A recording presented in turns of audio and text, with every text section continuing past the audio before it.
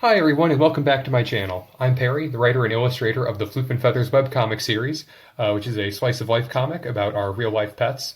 And today we are drawing the newest comic in the series, which I have called Caffeine Cohorts. Excuse that little bit of banging in the background. I don't know if that came through over the mic or not, but Pippin was dragging one of his bones around on the floor and thought it would be a good idea to drop it next to my desk. Being silly as always. Yeah.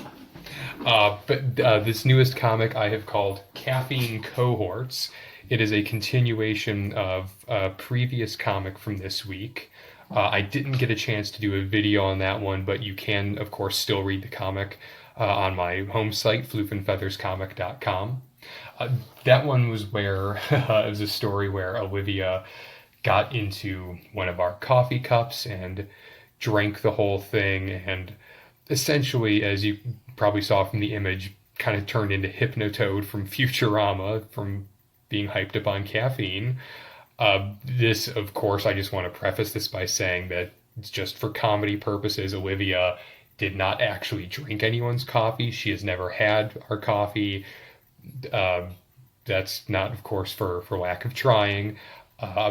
One thing with Olivia, I think just with birds in general, if anyone else has a parrot, feel free to comment and back me up on this. But you have to be very careful to keep your drinks away from them. I don't know about anyone else, but Olivia gets very, very curious about any sort of cup that we have, whether it's a glass of water, coffee, tea, wine, doesn't matter. If it's in a cup and we have it, she wants it. It's actually gotten to the point where we have a special cup that we keep for her in the living room. It's a little translucent pink plastic cup, and we always keep that filled with water, and because that's what she likes to drink out of, so that she feels like she's being included when she's with us. It's kind of ridiculous, to say the least, but what are you going to do? So I thought it would be funny to earlier this week do a comic about what would happen if she actually got a hold of any of our coffee, God forbid. And so to continue the story, you'll see here in a little bit that this is sort of a chapter 2 to that story, where Pippin also gets curious and decides to have some coffee himself. Pip has also... Well, actually, no, that's not true. Pippin has had coffee before. He shouldn't, though. No, because he gets very curious. If anything, I didn't know it was possible. He's actually worse than his little sister. We have to keep the coffee table in the living room kind of pulled away from the couch, because he actually learned this very early on, that if he stands on the couch cushions with his back legs on the couch, he can lean forward and stand on the coffee table and actually drink out of cups that we leave there, or eat off of plates if we leave them there. So he can sometimes be a little too curious and clever for his own good. I think that was actually pretty early on after we first adopted him. My now fiance was in the bathroom and left, I leave you alone for 30 seconds. Pippin and Finn were out in the living room, and she came back out into the living room and found Pip almost fully standing on top of the coffee table in the middle of the room, drinking out of the cup she had left behind.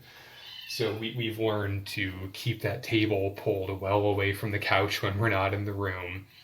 He does the same thing with our bedside tables in the bedroom as well. He will, if there's anything on the table that he's curious about, he will stand on the table or stand on the bed and lean over to get onto the table and try to investigate.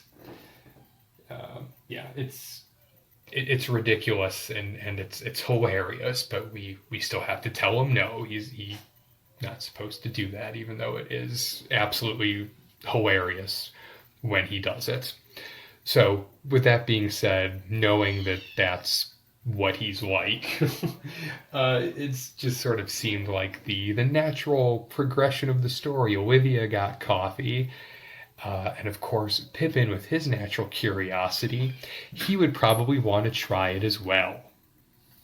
So that's what I decided to do for this next comic, coffee cohorts. So you can see here, earlier I did the coffee table, and Olivia is still sitting there all hyped up, and Finn, of course, horrified by what his siblings are doing. So I'm going to draw Pip there with his big old floppy ears, just laying on the floor, being curious, wanting to know what's up. Always wants to know what's going on. Again, he's almost like Curious George. He just constantly needs to know what's happening. So draw him there. And then, I don't know if you caught it, that look of absolute horror on Finnegan's face there in panel 2, because of what his little brother is about to do. He's going to hang off the table there, get his face drawn again. He's going to go ahead and just stick his tongue right there in the coffee cup in a second, you'll see. Yeah. Put his collar on, get him all set. And then we'll just go ahead and bring that right down on top of the coffee cup. Perfect! And just erase some of the excess lines there. Looking good, Pip. Looking good. I don't think anyone can hear it. It's probably too soft for the mic, but as I'm sitting here recording and drawing, Pip is sitting next to me at my desk right now and just very happily nibbling on my fingers and making these little squeaking noises. It's really cute. He likes to help out. Yeah, Pip likes to help with the comics. And then we'll go ahead, add a new layer here, just to make sure we keep everything nice and neat. Don't want to mess anything up. And we'll just try to get that. There we go. No, there, that's better. And we'll go ahead and just draw Pip getting a nice big swig of coffee from the mug. If I can get this circle right. Even with all the drawing tools on Procreate, sometimes getting the right circle can still be tricky. It's amazing. So now that Pippin and Olivia, at least in the comic, both of them have had coffee, not entirely sure what's going to go on next. I think my fiance and I have an idea of what the next comic in the series will be. I'm absolutely going to give her credit for that. I always say she is the executive creative producer of this show. I just draw the pictures. She's the one who comes up with the ideas. I would say probably a good 90% of the time. I just draw it, but she's absolutely the ideas person behind Floof and Feathers. So credit where credit's due. It's like in one of my favorite movies, The Life Aquatic, that his wife was always the brains behind Team Zizou, if anyone knows that reference. Just go ahead and draw Pip's face one more time. Yeah, there we are. Crazy caffeine eyes. That's the face we all know and love.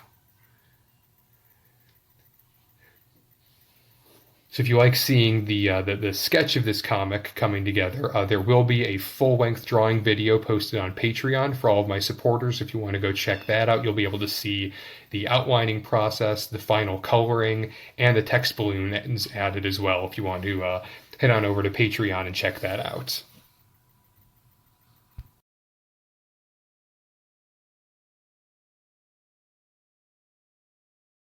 If you enjoyed this video, then why not tap the subscribe button and give me a thumbs up? It helps my channel out so much. You might also want to consider supporting me on Patreon at patreon.com/floofandfeatherscomic, as well as visiting my main website and giving me a quick follow on social media. Links to everything are in the description below, and be sure to leave a comment letting me know what you'd like to see in the future. Thanks again for stopping by, and I'll see you all next time.